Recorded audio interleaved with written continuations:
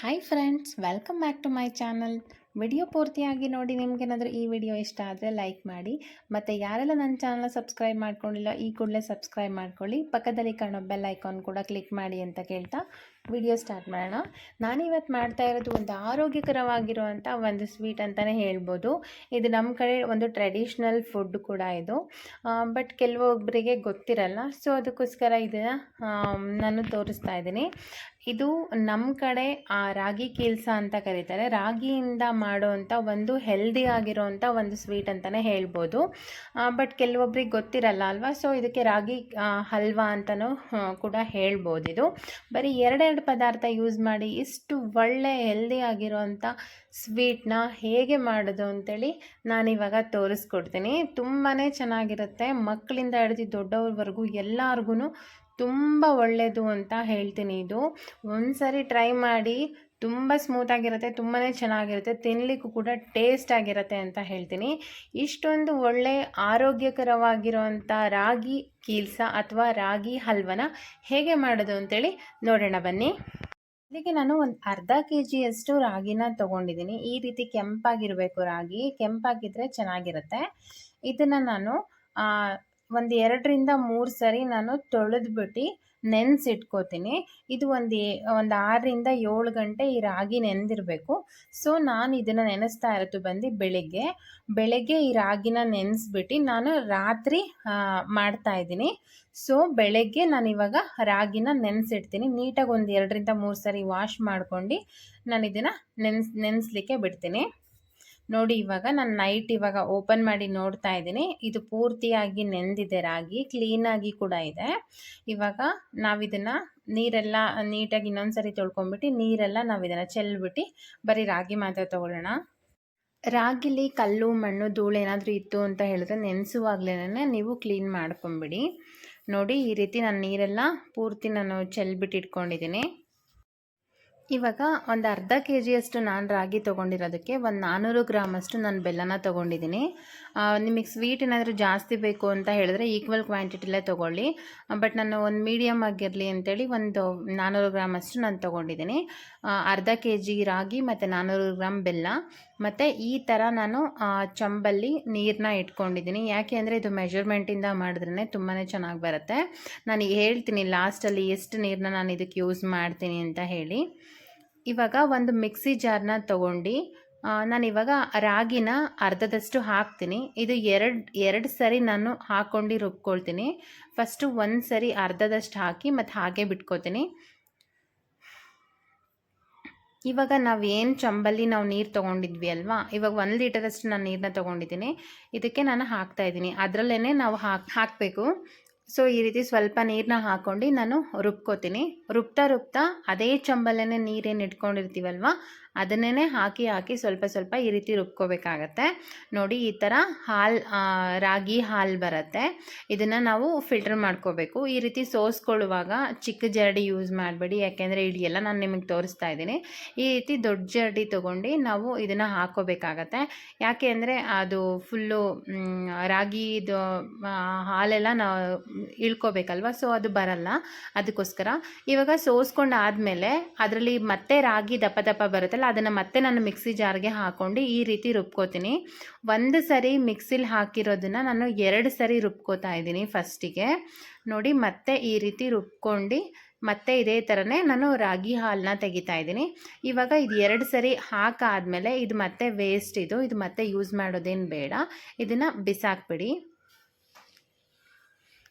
ಈ ರೀತಿ ಪೂರ್ತಿ ಹಿಂಡ್ಕೊಂಡು ರಾಗಿ ಹಾಲನ್ನ ತೆಗೆದು ಇದು ಏನಕ್ಕೂ ಬರಲ್ಲ. ಇದನ್ನು ನಾವು ಬಿಸಾಕ್ಬಿಡ್ಬೇಕು. ಮತ್ತು ಅದೇ ಮಿಕ್ಸಿ ಜಾರ್ಗೆ ಇನ್ನು ಉಳಿದಿರೋ ಅಂಥ ರಾಗಿನ ನಾನು ಇಟ್ಕೊಂಡಿದ್ನಲ್ವ ಅದನ್ನು ನಾನು ಹಾಕ್ತಾಯಿದ್ದೀನಿ. ಫಸ್ಟ್ 1 ಸರಿ ನಾನು ಹಾಕಿದ್ದನ್ನು 2 ಸರಿ ರುಬ್ಕೊಂಡಿದ್ದೀನಿ. ಇವಾಗ ಇನ್ನೂ ಸ್ವಲ್ಪ ಬಿಟ್ಕೊಂಡಿರೋದನ್ನು ಕೂಡ ನಾನು ಇವಾಗ ಹಾಕ್ತಾಯಿದ್ದೀನಿ. ಇದನ್ನು ಕೂಡ ನಾನು 2 ಸರಿ ರುಬ್ಕೋತೀನಿ. ನೋಡಿ, ಅದೇ ಚಂಬಲ್ಲೇ ನೀರೇನು ಇಟ್ಕೊಂಡಿದ್ದೆ ಅದನ್ನೇ ನಾನು ಇವಾಗ ಹಾಕ್ತಾಯಿದ್ದೀನಿ. ಈ ರೀತಿ ಹಾಕ್ಕೊಂಡು ರುಬ್ಕೋಬೇಕು. ಸಣ್ಣಕ್ಕೆ ರುಬ್ಕೊಳ್ಳಿ, ಏಕೆಂದರೆ ಅದು ರಾಗಿ ಹಾಲೆಲ್ಲ ಬರಬೇಕಲ್ವ, ಅದಕ್ಕೋಸ್ಕರ ಈ ರೀತಿ ರುಬ್ಕೊಂಡಾಗ ಬರುತ್ತೆ. ಮತ್ತು ಇದನ್ನು ನಾವು ಸೋಸ್ಕೊಳ್ಳೋಣ.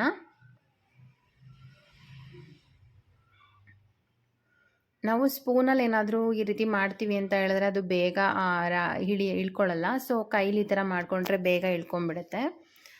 ಇವಾಗ ನಾವು ಸೋಸ್ಕೊಂಡಿದ್ದೀವಿ ನೋಡಿ. ಇನ್ನೂ ಸ್ವಲ್ಪ ರಾಗಿ ಇದೆಲ್ಲ ಬಂದಿದೆ ಅಲ್ವಾ, ಇದನ್ನು ಮತ್ತೆ ಇನ್ನೂ 2ನೇ ಸರಿ ನಾನು ಈ ಥರ ರುಬ್ಕೋತೀನಿ. 2 ಸರಿ ನಾನು ಇದನ್ನು ರುಬ್ಕೋತೀನಿ. 1 ಟೈಮ್ ಆಲ್ರೆಡಿ ರುಬ್ಕೊಂಡಾಯಿತು. ಇದು 2ನೇ ಸರಿ ರುಬ್ಕೊಂಡು ಇದು ಮತ್ತೆ ರುಬ್ಕೊಂಡು ನಾವು ಹಾಕ್ಬೇಕಷ್ಟೇ, ಅದೇನಕ್ಕೂ ಬರಲ್ಲ. ಅದೇ ಚೊಂಬಲ್ಲೇ ನಾವೇನು ನೀರು ತೊಗೊಂಡಿದ್ವಿ ಅದರಲ್ಲೇ ನಾನು ನೀರನ್ನ ಹಾಕ್ತಾಯಿದ್ದೀನಿ. ಮತ್ತೆ ರುಬ್ಕೊಂಡು ಫಿಲ್ಟ್ರ್ ಮಾಡ್ಕೋತೀನಿ.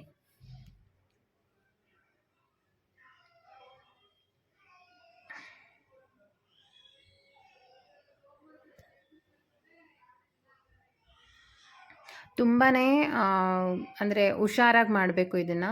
ಆ ರಾಗಿ ಹಾಲೇನಿದೆ ಅದು ದಪ್ಪನೂ ಬರಬಾರ್ದು, ತುಂಬ ತೆಳ್ಳಗೂ ಆಗಬಾರ್ದು. ದಪ್ಪ ಬಂದುಬಿಟ್ರೆ ಬೇಗ ಬೇಯಲ್ಲ, ಆಮೇಲೆ ಬೇಗ ಗಟ್ಟಿಯಾಗಿ ಹೋಗ್ಬಿಡುತ್ತೆ. ತುಂಬ ತೆಳ್ಳಗಾದರೆ ಜಾಸ್ತಿ ಟೈಮು ಕೂಡ ತೊಗೊಳುತ್ತೆ. ಅದಕ್ಕೋಸ್ಕರ ನಮಗೆ ಮೆಜರ್ಮೆಂಟಿಂದ ಮಾಡಿದ್ರೆ ಇದು ಕರೆಕ್ಟಾಗಿ ಬರುತ್ತೆ ಅಂತ ನಾನು ಈ ರೀತಿ ಮಾಡ್ತಾಯಿದ್ದೀನಿ.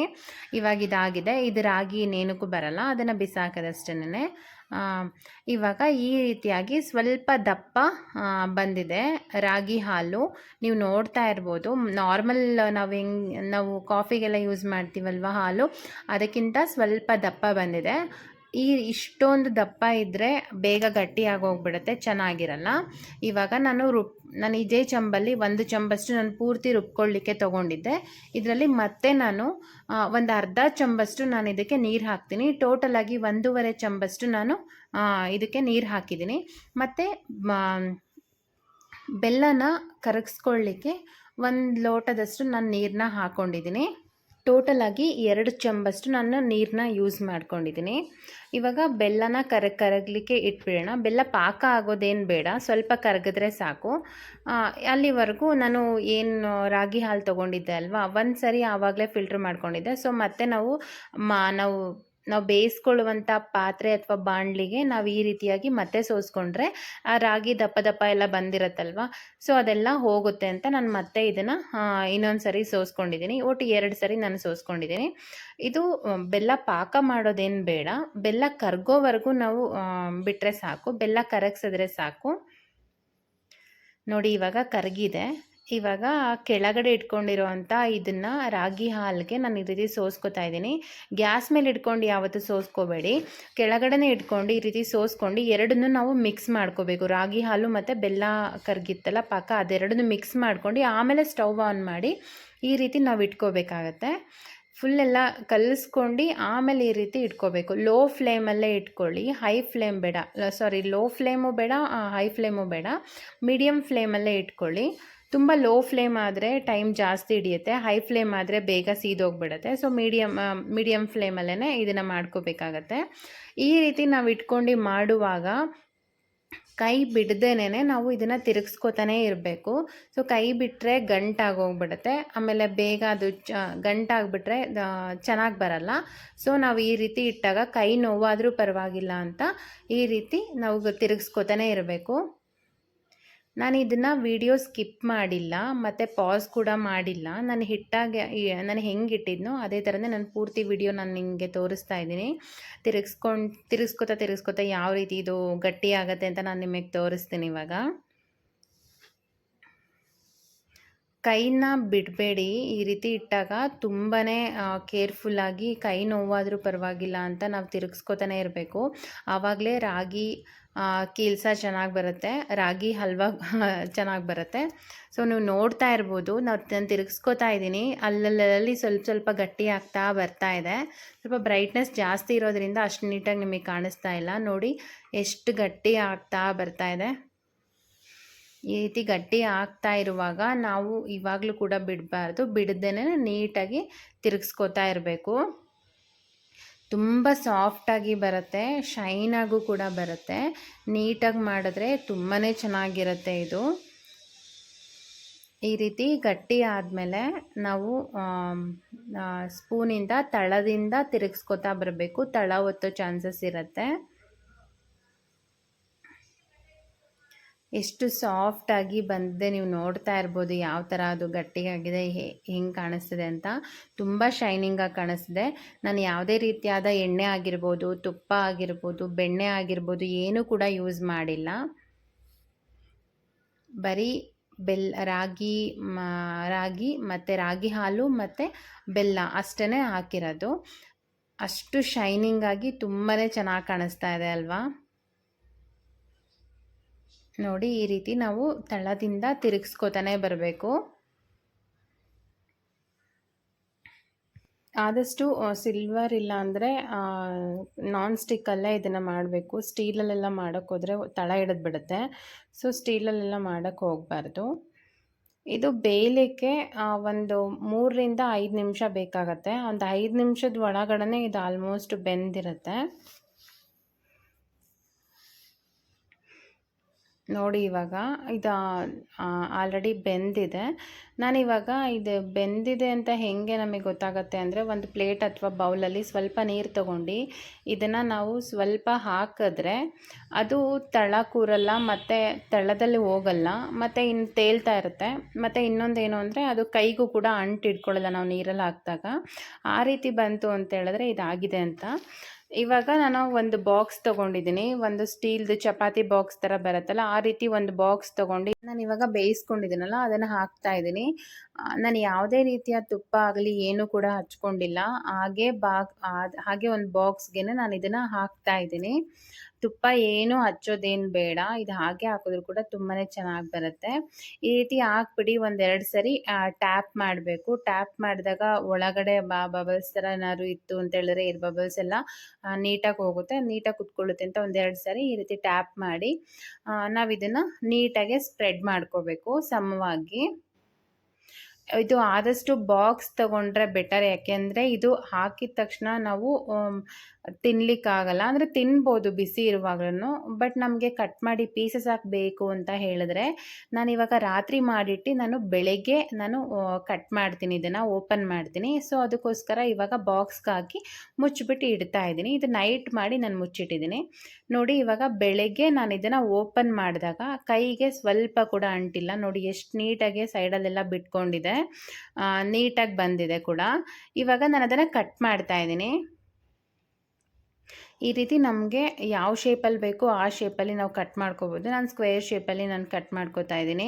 ನೀವು ನೋಡ್ತಾ ಇರ್ಬೋದು, ಚಾಕು ಕೂಡ ನಾನು ತುಪ್ಪ ಆಗಲಿ ಎಣ್ಣೆ ಆಗಲಿ ಹಚ್ಚಿಲ್ಲ, ಅದಕ್ಕೂ ಕೂಡ ಅಂಟಿಡಿತಿಲ್ಲ. ತುಂಬಾ ನೀಟಾಗಿ ಪೀಸಸ್ ಆಗಿ ಬರ್ತಾ ಇದೆ ಅದು. ಇದನ್ನು ಹಾಗೆ ಕೂಡ ತೆಗಿಬೋದಾಗಿತ್ತು, ಬಟ್ ನಾನು ಒಂದು ಪ್ಲೇಟ್ಗೆ ಫುಲ್ ಎಲ್ಲ ಮಗ್ಚಾಕ್ಬಿಟ್ಟು ನಾನು ಓಪನ್ ಮಾಡಿ ತೋರಿಸ್ತಾ ಇದ್ದೀನಿ ನಿಮಗೆ.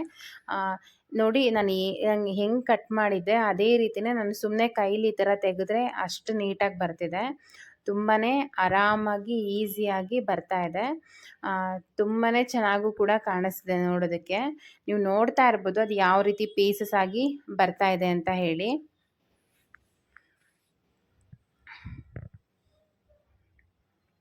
ನಾನು ಕಟ್ ಮಾಡಿ ಕೂಡ ತೋರಿಸ್ತೀನಿ ನಿಮಗೆ ಎಷ್ಟು ಸ್ಮೂತಾಗಿ ಯಾವ ಥರ ಬರುತ್ತೆ ನೋಡಿ.